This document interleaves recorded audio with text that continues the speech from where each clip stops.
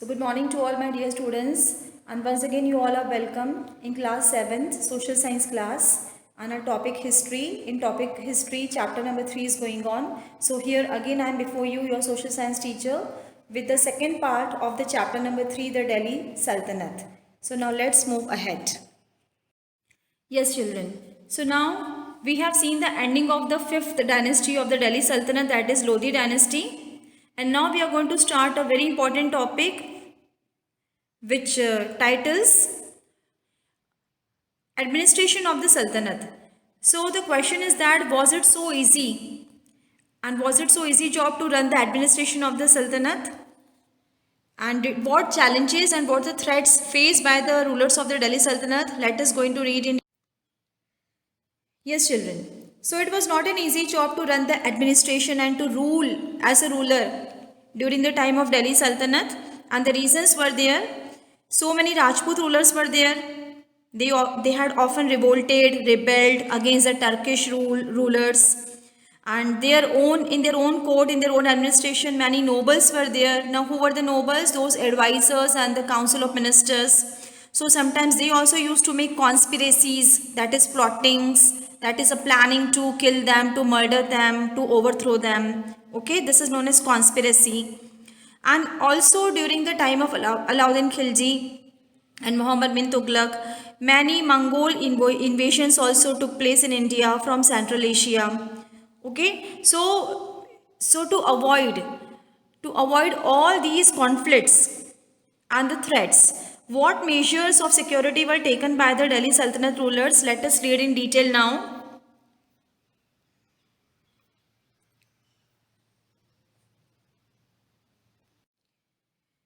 So for the protection, first of all, Iltutmish, who was the second ruler of slave dynasty, he organized a group of 40 Turkish Bandgan, and these Bandgan were slave officers, and they were appointed as in high political positions. And this group was called the Bandgane Turk, Chihalgani. Chihalgani also and Chalisa also in short. It means it is a group of the 40 officers, slave officers. Those who were very, very trusted to the rulers, and they were appointed for the security in the security department of the ruler.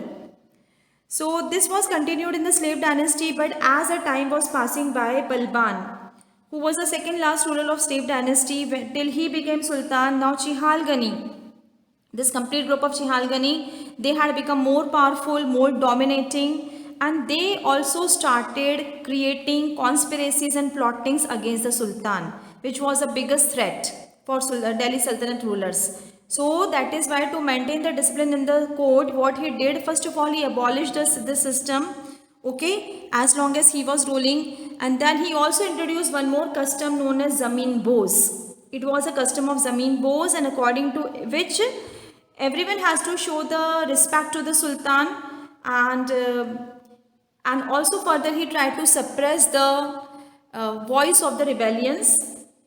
And also the Sultan maintained a network of Barids. Now who were these Barids? They were spies. Okay, and in a disguised manner, by changing their appearance, they used to go outside the palace, and they used to collect the information, and then they used to inform to the Sultan regarding the happenings. Things are happening within the empire and outside the empire. So these were the measures taken for the security purpose by the rulers. Now the system of revenue. Revenue is the most important source of the rulers. Okay, and revenue, what comes in revenue? To collect the taxes. So during that time, the revenues were collected in two ways, either in the form of money or in the form of crops. Okay, so land was the most important source of revenue. So a part of the agricultural production was collected as a revenue, okay, as a land revenue, and it was known as Khairaj. And now also we are going to study the revenue system prevailed during the reigning period of Alauddin Khilji, and historians also had praised a lot the way Alauddin Khilji had designed the policy of collecting the revenues. So Alauddin Khilji, what he did, first of all, he had reassessed the policy of the revenue. In reassessment, what the rulers they used to do, there were two steps actually: assessment and collection. So in the assessment, the ruler, with the help of his financial minister and other nobles also, they used to measure the land. Okay, the financial minister and the other people, they used to take the survey of the land, measure the land, and then they used to find it out whether the land is fertile or not. It means they used to categorize the fertility, the quality of the land on the basis of fertility factor, whether the land is fertile or infertile, and how much crop production the farmer is getting from this particular land, and presently the farmer is yielding, he is getting the crops production or not, and presently he is doing the agriculture or not. So on the basis of all these records and data collected by the financial minister, then the rulers of the Delhi Sultanate, especially Alauddin Khilji and other rulers, those who have done the assessment, then they have started collecting the revenues practically. So this is known as reassessment policy. So Alauddin Khilji, he used to pay the soldiers the salaries in the cash, and in most of the places revenue also had to be paid in the cash only. And sometimes the farmers, when they were not able to pay the revenue in the cash, then a part of the crop production they have to pay as the revenue. And also one more arrangement was done. Here only we can see that the surplus amount of crop production was stored in the granaries. Now granaries are the godowns where the large quantity of food grains are stored for the future purpose, or in case of any natural disaster take place, like any natural crisis like famines or floods takes place. So during that time, that stored grains can be used from the granaries. Now children, we are going to understand the new system of collecting the revenue, which was Iqta. This is known as Iqta system. So what is Iqta system? So during the reigning period of Alauddin Khilji, we will see here that the land was divided into small areas, or a kingdom. Kingdom or a land was divided into small areas, different lands, small different lands, and these lands were only known as Iqtas. Okay, and here some officers were appointed, like military commanders were appointed as governors. Okay, so their territory, this small territory was only known as Iqta or lands, and governor were called Iqtadars or landholders or muktis, to whom the land was granted by the ruler. Okay, so from the kingdom a piece of land was granted to the military commander. He was only known as Iqtadar, and the land which was given to the military commander was known as Iqta. Okay, so these Iqtadars, now see the terms children carefully. These military commanders were only known as either governor or Iqtadar or muktis. And what they were given? They were given Iqtas. Iqtas means land. A piece of land was given by the ruler to the military commanders. And why? See, these Iqtadars had to perform two functions, two responsibilities. First of all, they had to provide the military support to the ruler during the time of any battle or war. Okay, so they had to lead the military campaigns in the war. They also had to maintain law and order in their Iqtas, in their provinces, territories. So this was the first responsibility carried out by Iqtadar. And the second one was that they were supposed to collect the revenue or the taxes. Okay, so they had to collect the revenues and taxes directly from the people living in that their own Iqta.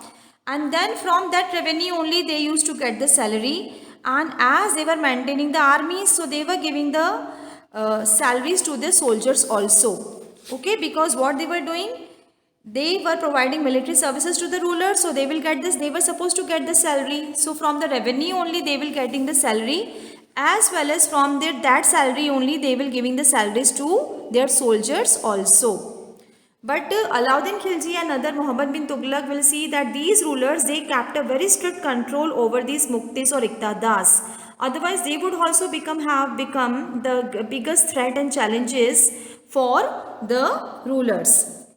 And the Job of these iqtadars were transferable. They were not given any land permanently. Okay, after 3 to 4 years, they were shifted from the one land to another land, so they will not have any strong and close contact with the local people to avoid any kind of revolt and rebelled against the ruler. So this kind of precautionary measure was taken by the rulers of Iqtadar to the rulers of the Delhi Sultanate. So initially children will see that the Mukti, that is Iqtadar and his soldiers and all his attendants, his assistants, they all used to reside at the camp nearby the Iqta headquarters with their family members. So first of all the family members started residing of Iqtadars and the soldiers. Okay, and slowly and gradually for the safety further, what they did? They started doing fortification. Now what is this fortification? To convert the small place into the fort by building huge boundary walls, tall boundary walls for the protection. Okay, this is known as fortification. Then after fortification, this was the second step. In the first step, the family started living, all the people, these people, soldiers, Mukti, they started living near at the Iqta headquarters. In the second stage, they did the fortification of that headquarter. In the third stage, what they did? The Iqta headquarters, they were transformed, changed into garrison town, garrison. Now what is a garrison town? Garrison town is an area which was highly fortified and where soldiers and the army used to live permanently there with all their weapons and arms. So when permanently army was shifted in a place where we have done the fortification, any ruler has done fortification for the protection, and there we have the market also, buildings also, and it looks like a complete town, that is known as garrison town. So now the Iqta headquarters had transformed into garrison and fortified towns. Okay, and in those towns the troops and the armies, they were stationed, they were kept permanently over there so that they can protect their territories, and they can also provide the military help to the sultan whenever he is needed. Okay, so now we have read one more thing children, that what was a Mongol policy. Now Mongol invasion means the attack from Mongolia. Actually the Mongols, they had come from the country Mongolia, which is above China. Okay, and here with the help of the Chinese tribes, one ruler was there, Genghis Khan. So he had, from a small army of tribal people, he had made a very huge army. So the most, we can say the most bravest ruler of Mongolian tribes was Genghis Khan. He is also known as Genghis Khan. So he was a Mongol ruler and he had expanded his empire to the largest. Okay, under his leadership, able leadership.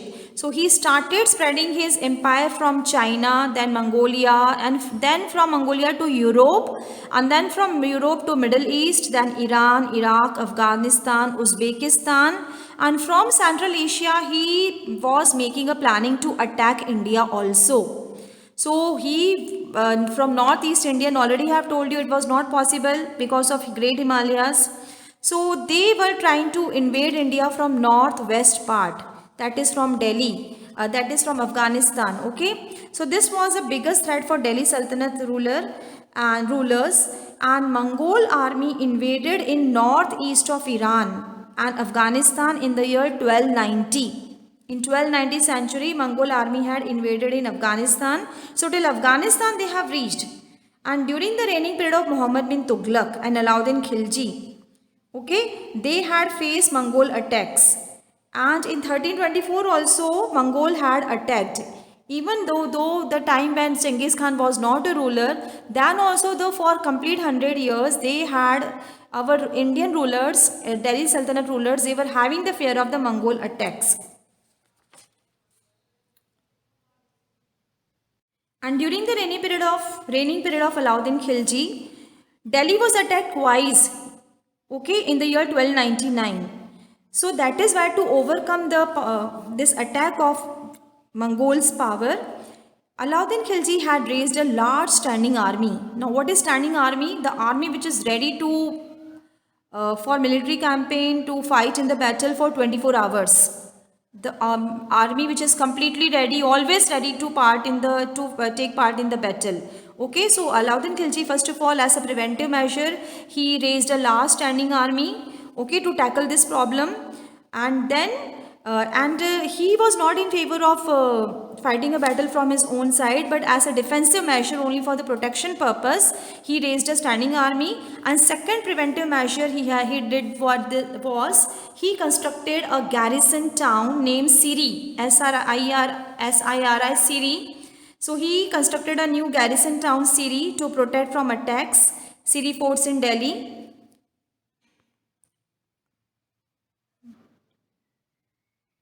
Yes. And also now we are going to see the RB administration. As already I have told you that Alauddin Khilji, he was the first Delhi ruler who had maintained a well-equipped standing army. And the soldiers, here the soldiers, they were paid the salary in the cash, okay, and they were also given the horses of good breed.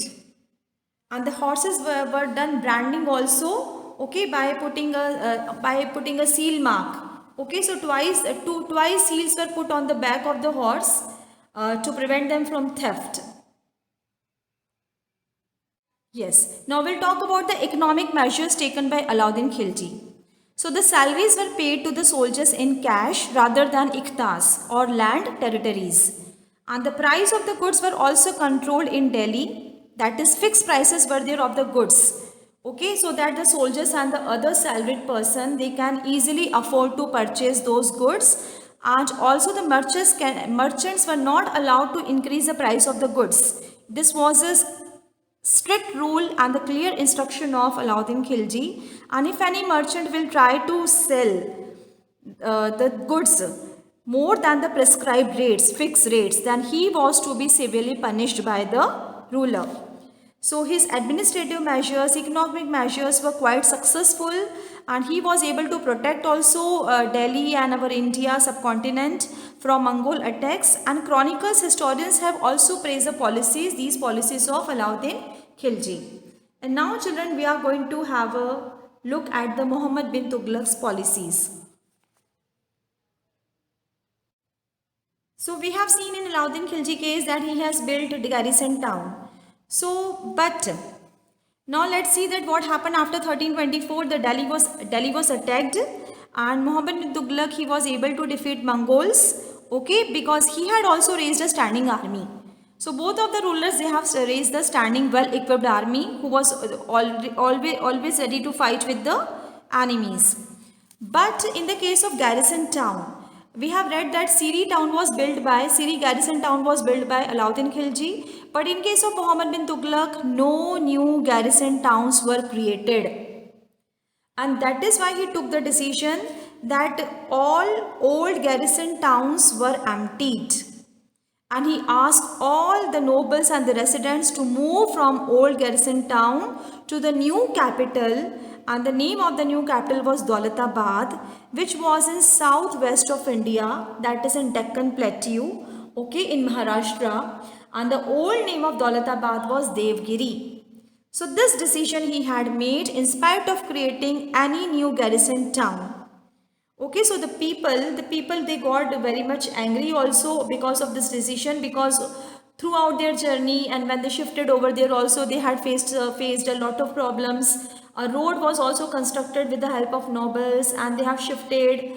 And when after shifting again during the period of 10 years, when Muhammad bin Tughlaq, he realized that he is not able to rule properly and he is not getting the control in the central part of India, then again he decided to shift his capital back to Delhi. So this is what happened. All the nobles and the other people, they had lost. They were started losing faith in the ruler, and they also suffered a huge financial loss and many struggle. The people had struggled a lot shifting back to Delhi. So this way Sultan had lost control over the Deccan after shifting back to Delhi.